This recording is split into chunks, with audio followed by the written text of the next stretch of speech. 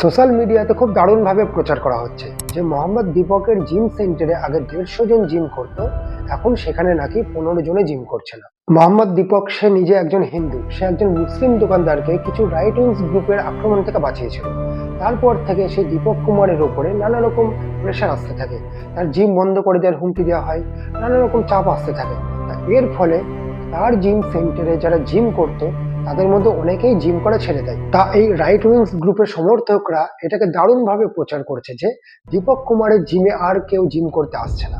কিন্তু ওরা ভুলে গিয়েছে যে এই দীপক কুমার ওরফে মোহাম্মদ দীপক এর যে ইনস্টাগ্রাম অ্যাকাউন্ট, সেখানে হয়তো 150 জনও তার ফলোয়ার্স ছিল না, কিন্তু এখন তার অ্যাকাউন্টে 1 মিলিয়নের উপরে ফলোয়ার্স। আর এই 1 মিলিয়ন ফলোয়ার্সটা মাত্র 10-12 দিনের মধ্যে হয়ে গিয়েছে।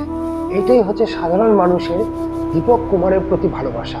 এটা হয়তো ঠিক যে তার জিমে এখন কেউ আসছে না, কারণ এটাই তো স্বাভাবিক। কেউ যদি গিয়ে দেখে যে জিমে বারবার আক্রমণ হচ্ছে, কিছু লোক বারবার আক্রমণ করছে, তখন সেখানে মানুষ যাওয়াটা এমনি এমনি বন্ধ করে দেবে। দীপক কুমারের জিমে এখন কেউ আসছে না, কিন্তু এটা 1.5 মাস 2 মাস 6 মাস বাদে আবার ঠিক মানুষ আসা শুরু করবে।